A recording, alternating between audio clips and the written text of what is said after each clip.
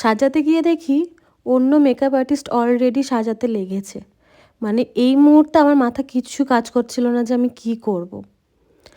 এই ছিল সেই দিন যেদিন আমার কপালে শনি নাচছিল, ডিসেম্বরের 5 তারিখ।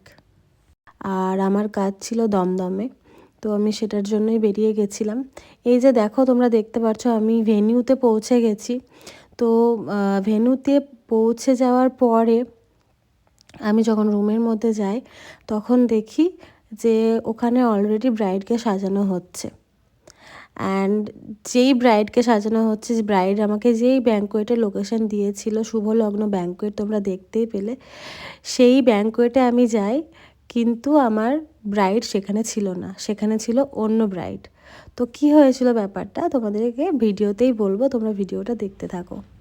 তো এখানে আমি দেখছো আমি ব্রাইডকে খুঁজে যাচ্ছি, কিন্তু আমি ব্রাইডকে পাচ্ছি না।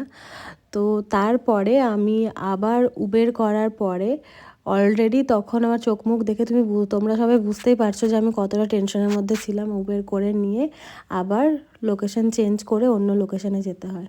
অ্যাকচুয়ালি ভুলটা আমার হয়েছিল, আমার কাজটা ছিল দমদমের শুভলগ্ন ব্যাঙ্কোয়েটে, কিন্তু আমি যখন লোকেশনটা দিয়েছিলাম সেটা শুভলগ্ন ব্যাঙ্কোয়েটই ছিল, কিন্তু সেটা ছিল নিমতাতে। প্রায় 50 মিনিটসের হচ্ছে গিয়ে দূর ছিল।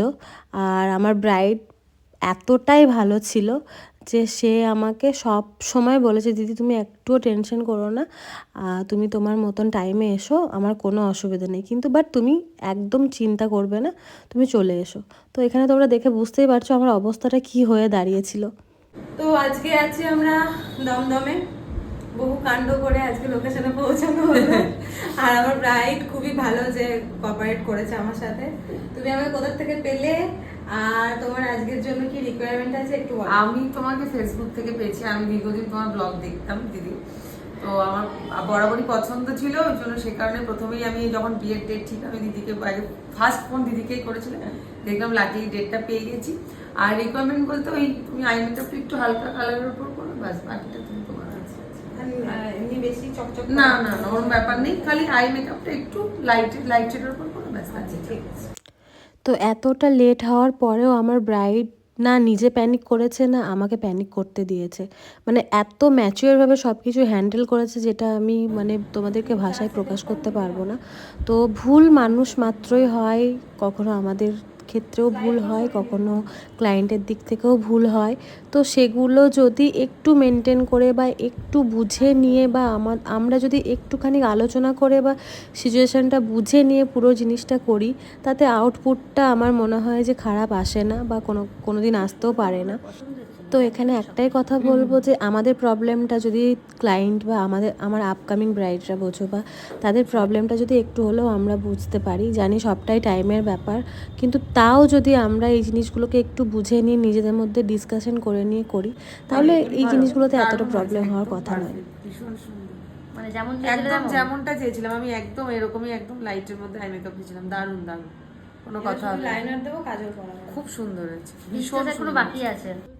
তো সব শেষে একটাই কথা বলার আছে যে তোমাদের জন্যই আমরা মেকআপ আর্টিস্ট, বা তোমাদের ভালোবাসার জন্যই আমরা, বা আমাদের কাজটা তোমরা ভালোবাসো বলেই আজকে আমরা তোমাদেরকে তোমাদের মনের মতন করে সাজাতে পারি। তো সবাই খুবই ভালো থেকো, আর অবশ্যই জানাবে যে আমার এই কাজটা তোমাদের কেমন লাগলো। আর আপকামিং যারা আমার কাছে সাজতে চাইছো, স্ক্রিনে দেওয়া এই নাম্বারে আমার সাথে কন্ট্যাক্ট করে ঝটপট নিজেদের স্লটটা বুক করে নাও।